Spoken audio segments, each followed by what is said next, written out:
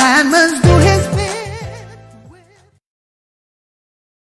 Of the public interest, I'm Gabriela Patram. We're so happy that you can join us. With me is former President of the Cooperative Republic of Guyana and lead of the People's National Congress Reform, Mr. David Granger. Sir, welcome. It's always a pleasure to have you. Thank you. It's good to be back at this the dawn of the Emancipation celebrations. Yes, and I have to say that I like your outfit today. Thank you very much. Sir, the nation celebrates the 183rd anniversary of emancipation this year. How relevant is this historical event to everyday life in Guyana? It's very relevant. It is not dry history. It is what I call living history. It is something that we must do continuously, and it is good that we have an annual commemoration. I think, as a saying, the price of freedom is eternal vigilance, and the price of emancipation is eternal vigilance. And it is not something that happened 183 years ago. It is something that we have to keep renewing if we are to maintain our democratic values. Luckily, we had a good start in 1838 from our forefathers. They had a vision of emancipation. They fought for emancipation. And when it came, it was quite solemn. People think there was a lot of revelry, but actually people went to the churches and the church bells rang and people prayed, and it was a sort of Thanksgiving. It was a Guyanese Thanksgiving. But most important is the vision that they had at the time of emancipation, and that is to build their own villages, and they saved their money. They were very thrifty to buy the plantations which were being abandoned, to get their families together and to look after the children's education, and to create their own farms, their own economy, their own village economy.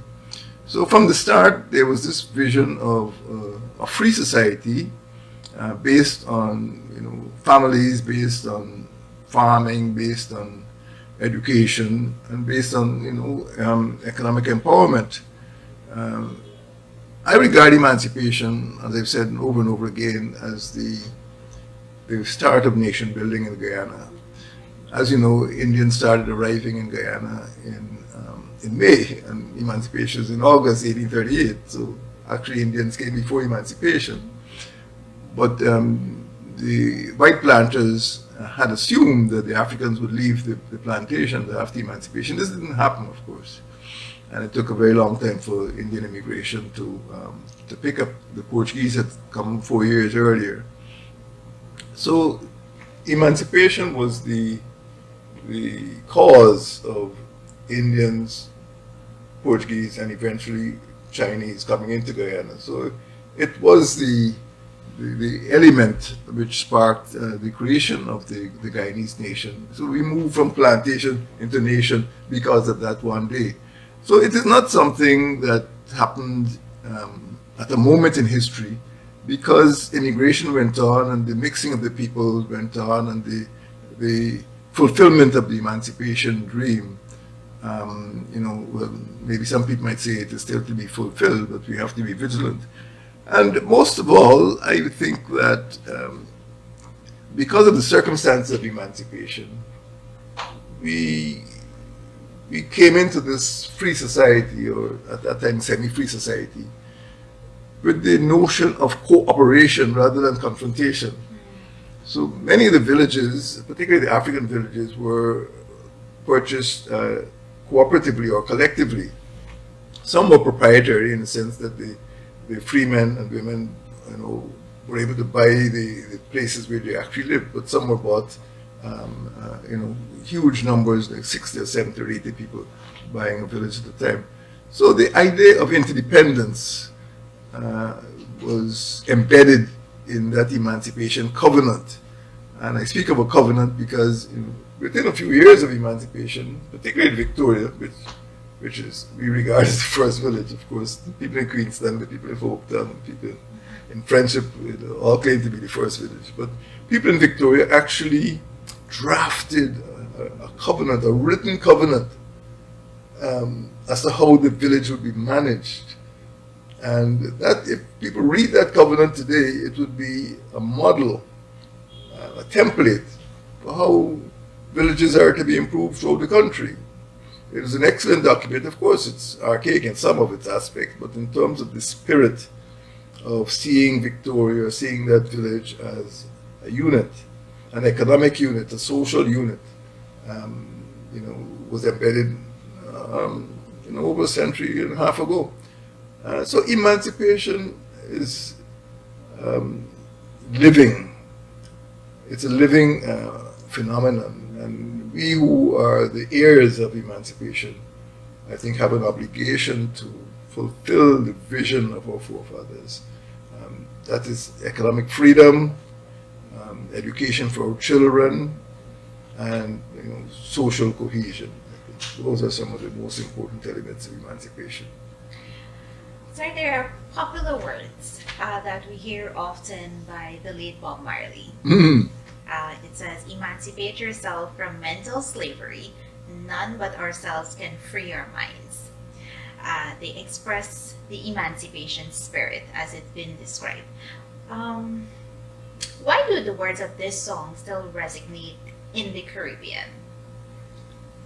That's a good question. I don't think I've ever been to an emancipation festival where some child does not go on stage and sing redemption song. And it is perhaps one of the simplest. You may not know that, but Bob Marley was actually diagnosed with cancer at the time. It's probably the last song he recorded.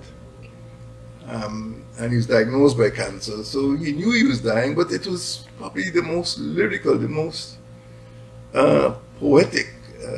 There's no band. He's sitting there with his acoustic guitar, and these words resonate. In fact, they were not his words, actually. The word belonged to, or were coined by Marcus Garvey, another Jamaican, who delivered an address on the topic some years before, but it was Bob Marley who gave it its prominence and enduring. And the truth of the matter is, you cannot expect some queen in England to give you emancipation. It is something that you have to live. It's something that you have to experience continuously. And when Bob Marley says you have to emancipate yourself from mental slavery,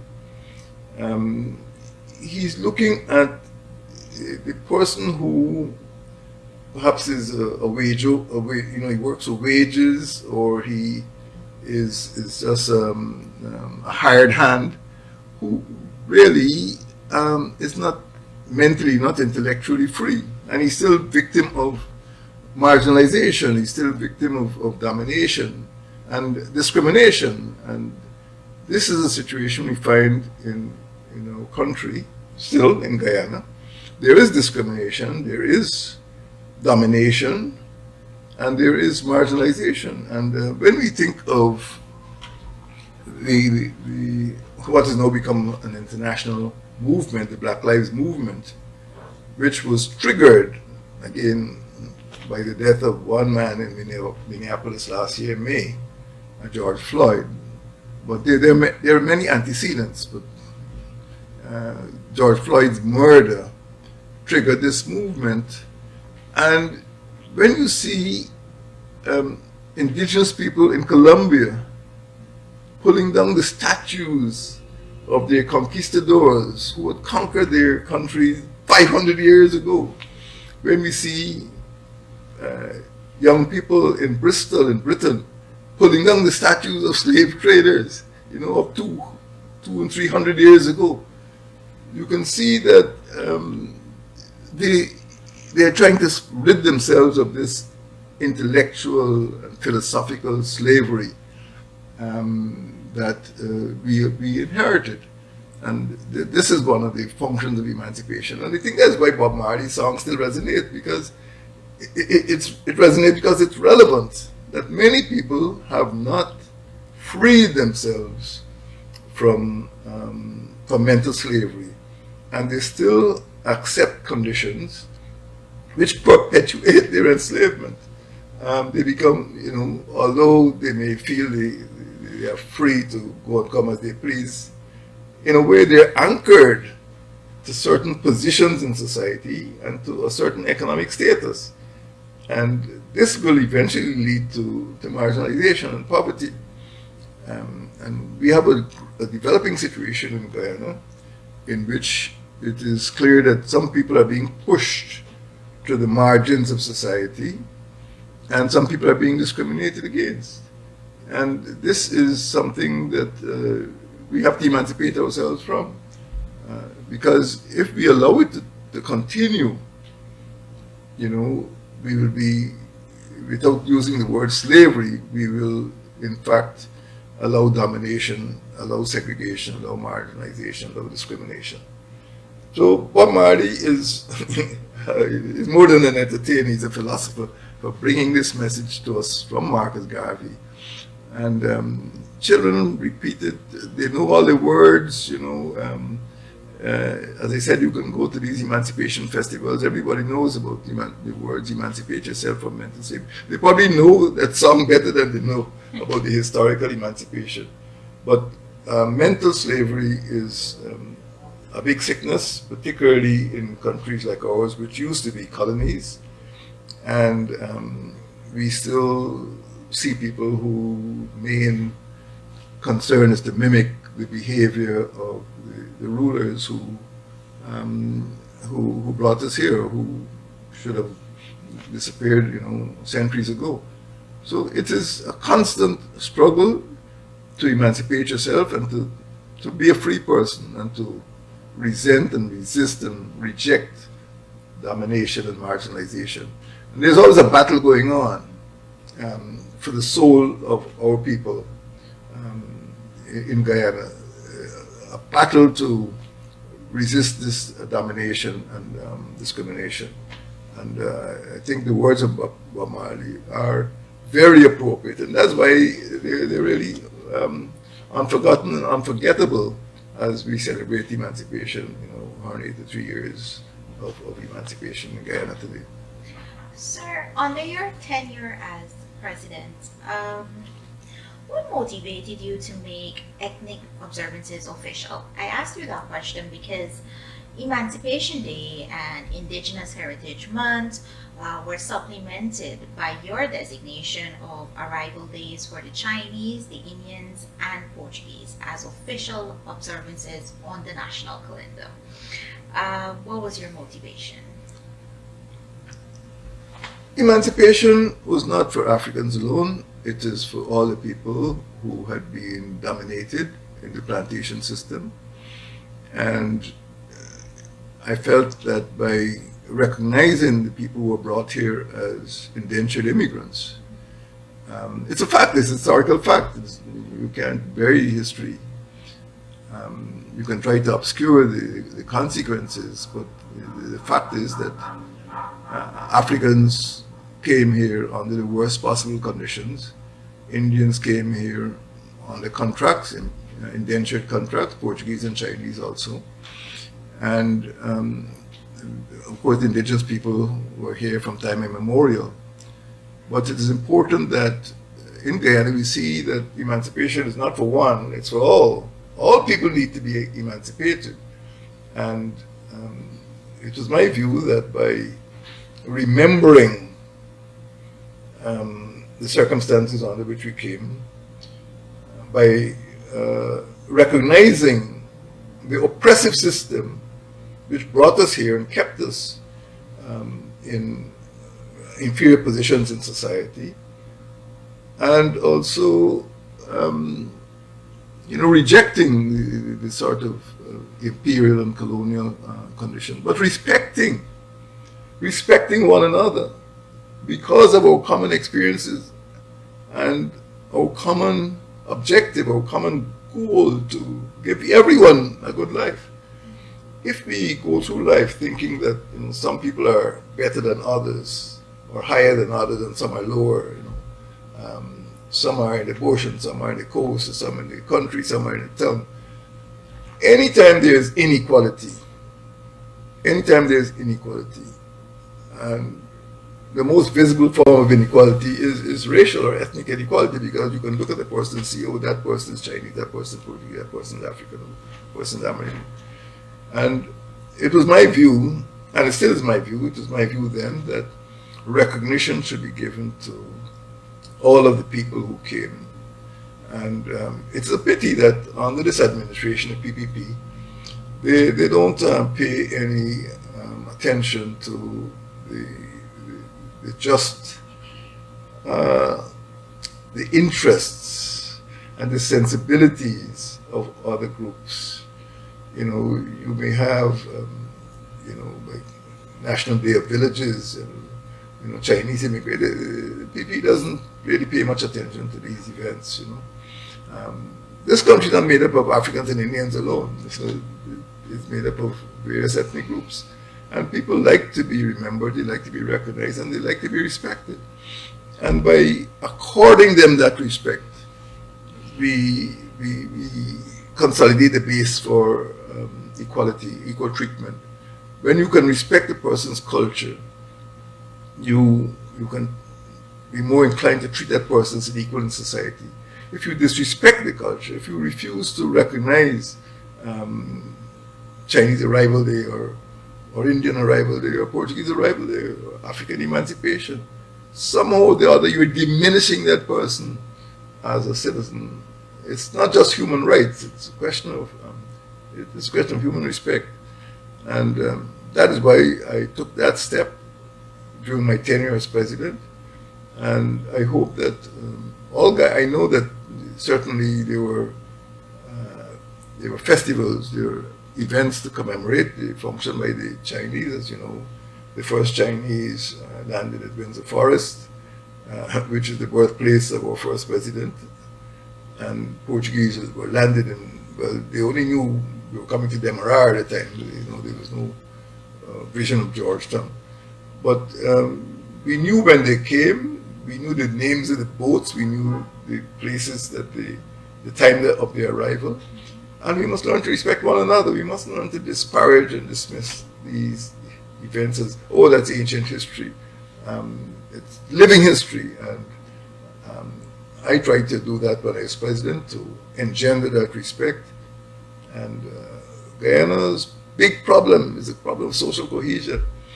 You may think that the other problem is, island economy and so on. The biggest problem we have is the ethnic problem.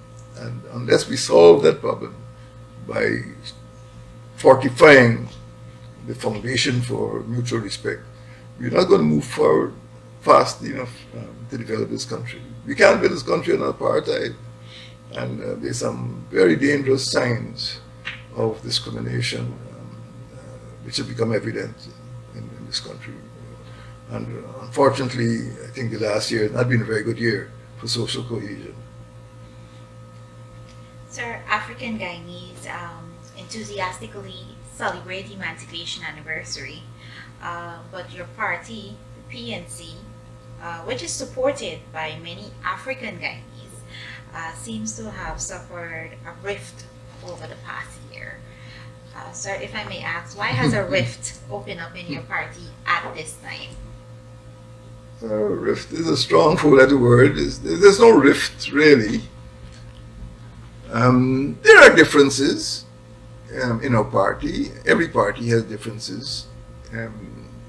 Unfortunately, in my party, some of those differences have been the subject of a media frenzy. But the members of the party know that there are differences. The differences are not antagonistic. And we have strong institutions, and I'm confident that the differences could be resolved if we respected those institutions. One of the big issues to have arisen is the issue of Congress.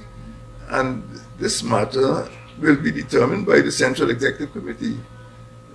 There was a study done as to how Congress could be held in time of COVID.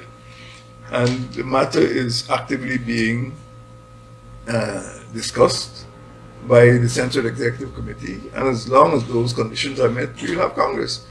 I've been through 5 Congresses myself, and I have nothing to fear. I mean, any PNC leader, I don't think the PNC leader has been born who would prevent Congress from being held. You know, it's part of our DNA, and members look forward to Congress.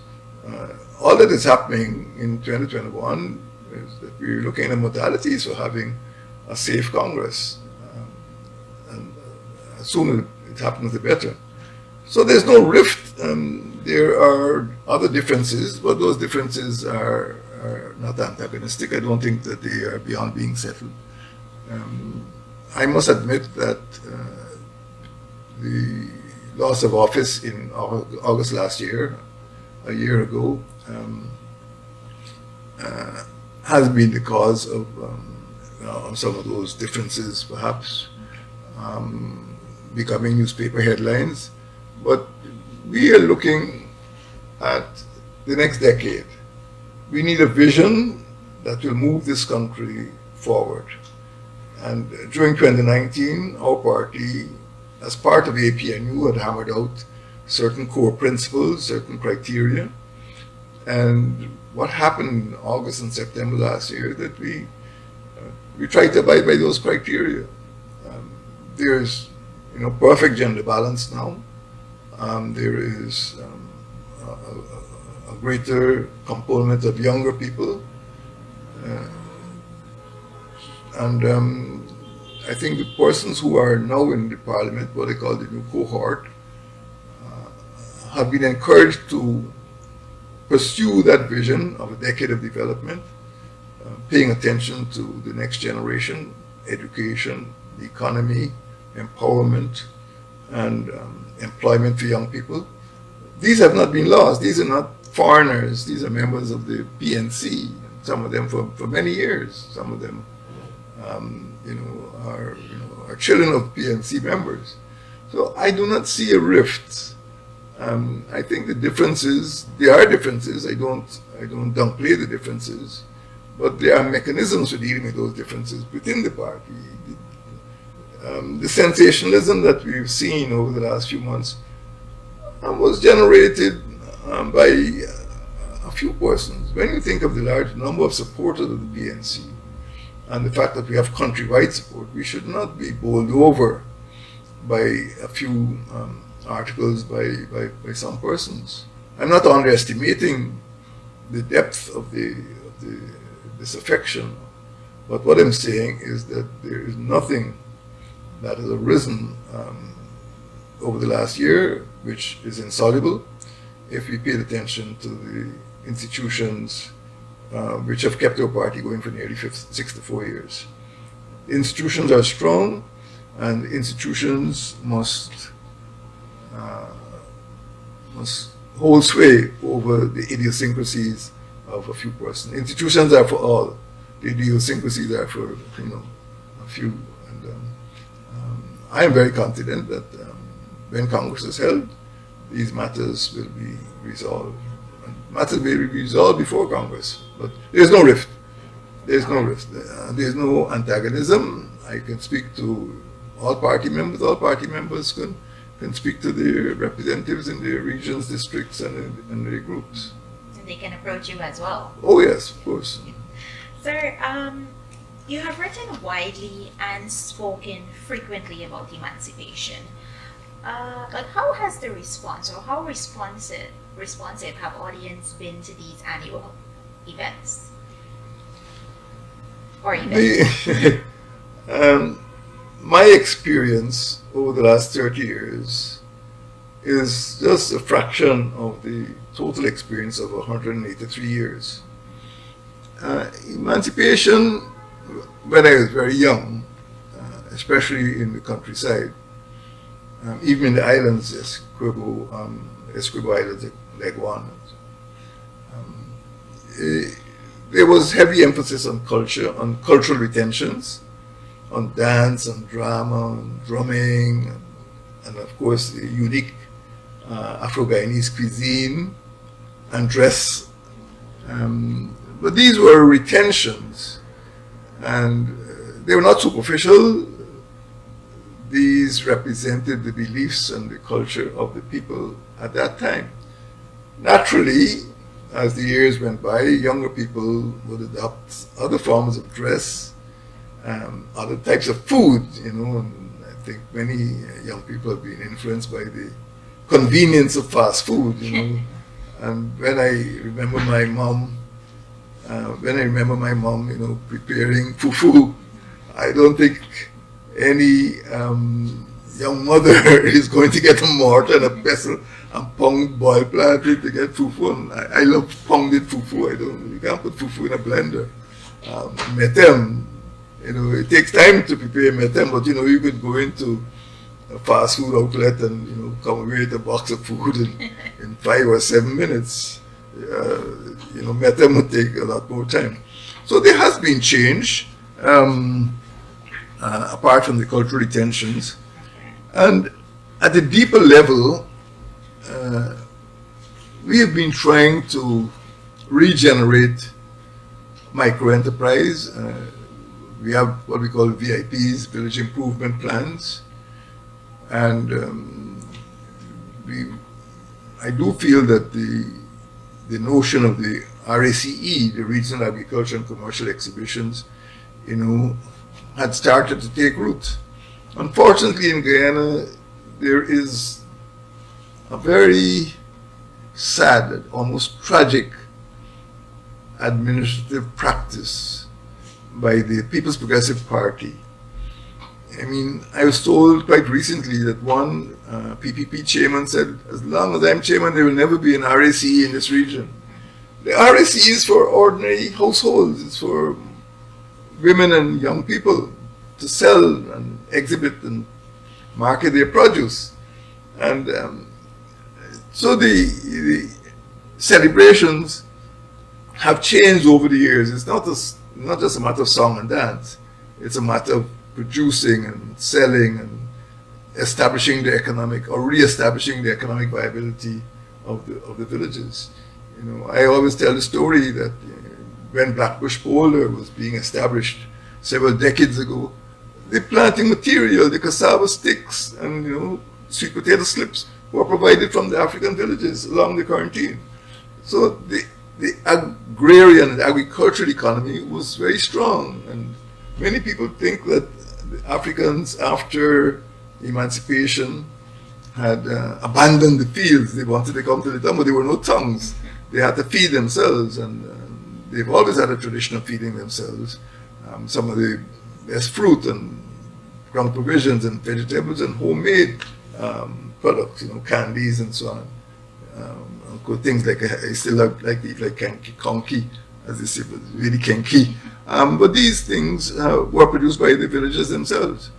And there were strong economies, but the modern economy, mass production, has started to erode the bases of the old village economy. So what we are trying to do is reestablish micro-enterprise to participate in our national economy. There should be no domination of one by the other, and the two can coincide. They can cooperate. For example, within the villages, we could produce condiments and sauces and so on, which could be sold by the big enterprises. So I feel that the economic future of the villages is one of the stimuli which can come out of the emancipation movement.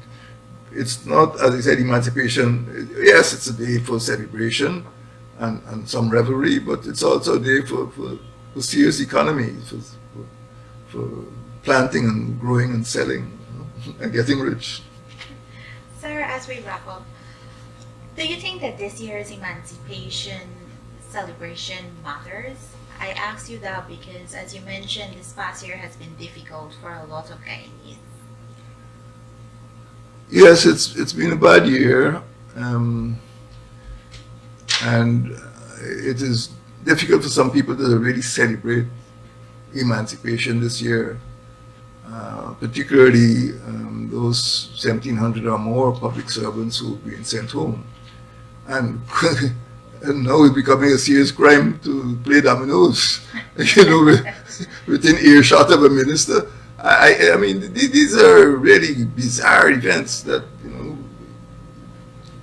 breadwinners, in their families could be sent home because they're not insulting, they're not speaking, they're not offending anyone. I mean, I think a lot of people will think twice before they start playing dominoes again. But seriously, the dismissals of such a large number of public servants could only mean that many households are short of food.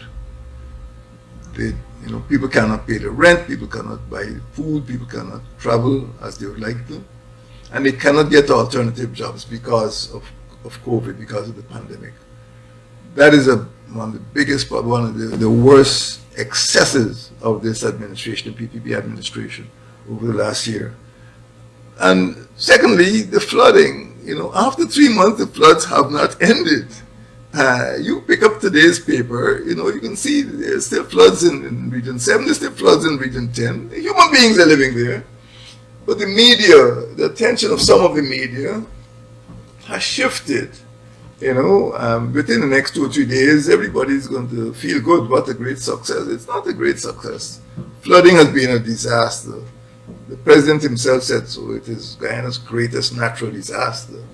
And once the flood water started to drain away in some visible parts of the country, people think the catastrophe has ended. Now, some people have not been able to plant, and there will be continuing food shortages, there will be continuing poverty for a long time to come. And we have not heard, apart from the hamper, some people are suffering from hamper mania, but hampers can't fill the gap that is being created in this economy. You need to get productive enterprises going again, particularly in agriculture, not just in Blackbush, Polo, all around the country. Most of the hinterland and rural areas are agricultural areas, and you can't pick and choose. You have to have a survey, have a study, have some inquiry, and you need to ensure that all of the villages, all of the communities, all of the areas which have been affected by the flood have their economies restored. This has not started to happen. And then, of course, the pandemic. I lost count. I think a couple of programs ago, I said I was confident that the ratings were being mismanaged by 1st of August, or by the time the government, this PPP, celebrates its first year in August, there'll be 500 deaths. So I was wrong.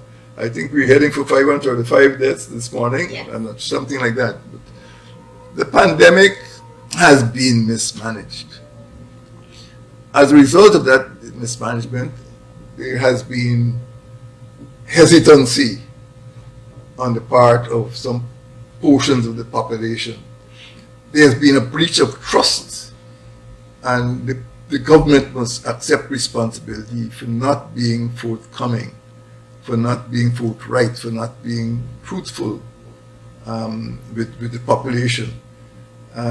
I can say that my party, the PNC, and the government and the opposition are prepared to play their role, but you cannot leave the opposition out. You cannot leave the major political parties out of bringing about a solution to the pandemic, bringing about a solution to the flood, bringing about a solution to the dismissal. These are big problems for half of this population. And I think the government has really, not only had a bad year, but it is punishing part of this population by its attitude of neglect and discrimination. And this will be a very sad emancipation's anniversary for a lot of Guyanese. It will be a very sad emancipation anniversary for a lot of Guyanese. It's a great pity, and I wish that the government would recapture the spirit, the original spirit of emancipation, and start to treat the entire population with respect. That's not happening yet. I don't see it. Sir, thank you very much for being with us on this edition of the Public Interest. And to you, our viewers, we say thank you as well. And on behalf of all of us here at Public Interest, we say Happy Emancipation, Guyana, and we do encourage you to continue to follow all COVID-19 guidelines. I'm Gabriela Patram. Goodbye.